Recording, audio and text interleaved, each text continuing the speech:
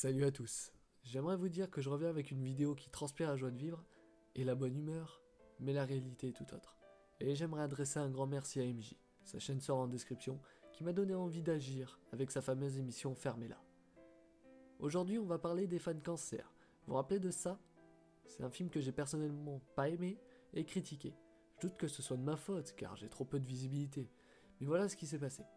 Non, vous ne rêvez pas. Voilà comment est représenté un vrai fan de Death Note aux yeux du monde.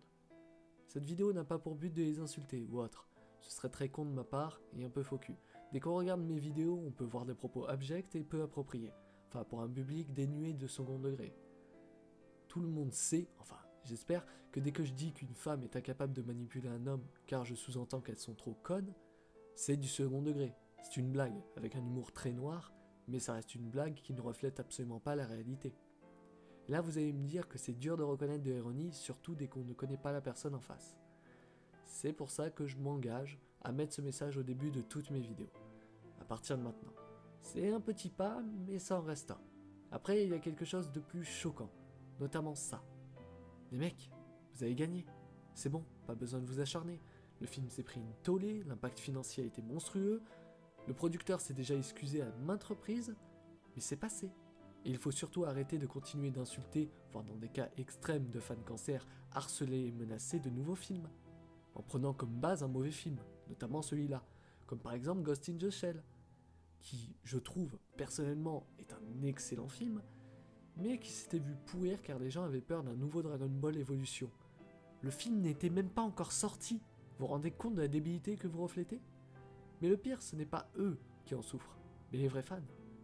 À cause de ces fans cancer, toute une communauté peut être insultée, car ils ont comme image un fan cancer justement. Et d'un côté, je les comprends, ces fans sont détestables au possible. La plupart sont racistes, sexistes, etc. Et c'est comme ça que certaines communautés sont stigmatisées. Pour parler de quelque chose que je connais, c'est-à-dire les otaku, on est vu maintenant comme des weebs, que je déteste cette insulte. Il y a des gens même sur des blogs qui se posent la question si on peut aimer les animés et ne pas être un weeb.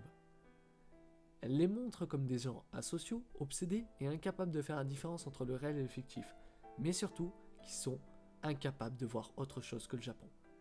C'est normal, puisque c'est celui qui gueule le plus fort qui attire l'attention, et les fans cancer sont forts pour ça. C'est eux qui sont capables de pourrir une œuvre car elle ne reflète pas exactement ce qu'ils désirent.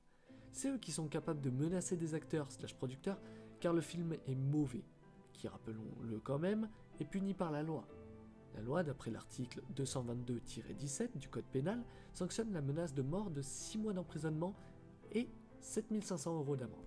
Expliquez-moi pourquoi on utilise internet ainsi que des passions pour en faire un tel cancer.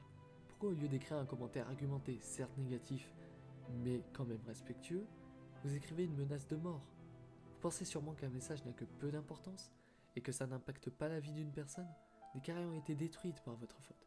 Des films, des jeux, des livres ont été annulés. Vous arrêtez quand? Dès qu'une personne se suicide? Ce serait peut-être le temps de vous arrêter. Réfléchissez avant de mettre un commentaire. C'est pas quelque chose de soudain. Vous avez tout le temps d'y réfléchir. Et si vous pensez que la personne n'en vaut pas la peine d'une telle réflexion, abstenez-vous. Ce sera toujours mieux que de faire une grosse connerie. Je ne vous demande pas de tout aimer, c'est impossible. Mais de vous modérer. Certes, l'anonymat aide que trop bien à cela. Mais prenez en compte que votre interlocuteur est humain, tout comme vous. Pareil pour vous les vrais fans, pas la peine d'insulter les fans cancer, ignorez-les simplement, ce sera un bien pire châtiment. Sur ces quelques mots, je vous donne rendez-vous le 12 pour une nouvelle vidéo plus joyeuse.